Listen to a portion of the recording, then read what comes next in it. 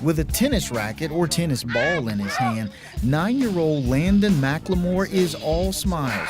His mother, LATEKA, is happy to see it. He's a natural. He got it from his mom.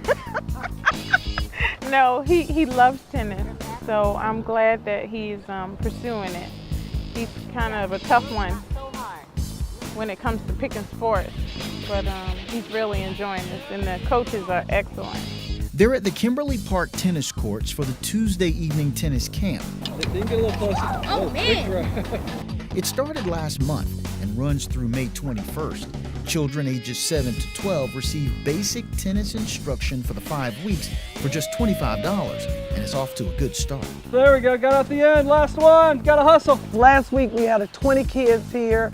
We had the parents, we had the community, and they were all sitting on the hill. Cars were lined up and down the street, and you had children that were walking around the courts like it was back in the day. And they came around and asked, could they play and be a part of this as well? Councilmember Adams learned to play tennis here, eventually joining the Kimberley Park Tennis Club, which is a partner in the tennis camp effort. Club member DARRYL BENBOW says the camp gives the young players the basics and, most importantly, repetition. He says starting them young is important. You start a kid off 6, 7 years as their bodies begin to grow. And by the time they're young adults, 17, 18, 19 years old, they have a body that was groomed and chiseled to play tennis. Oh, like Yeah. that Yes, and then that. Exactly. Another familiar face in the tennis community is also a partner in the camps, Kevin FLECK of FLECK's Tennis. The company on contract to provide services at Haynes Park Tennis Court is excited about their role. We are supporting the programs with equipment, staff, and also a lesson plan for the 5 weeks that it continues. So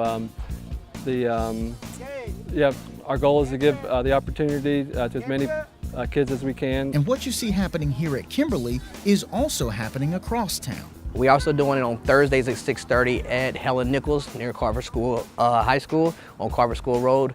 We're taking 12 there. We have about 10 kids there. We have some kids that come to both sessions. Councilmember Adams sees it as a rebirth of tennis in the city's urban core, an effort to give kids a chance to enjoy what she enjoyed growing up.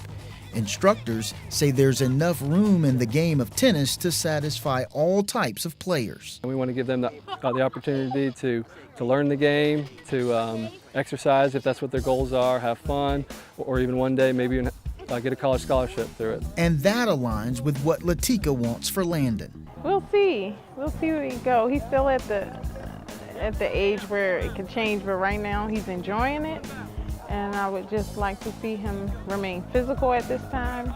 I don't know if he would pursue it as a lifelong sport, but just, right now, good recreation, exercise, and learning the sport.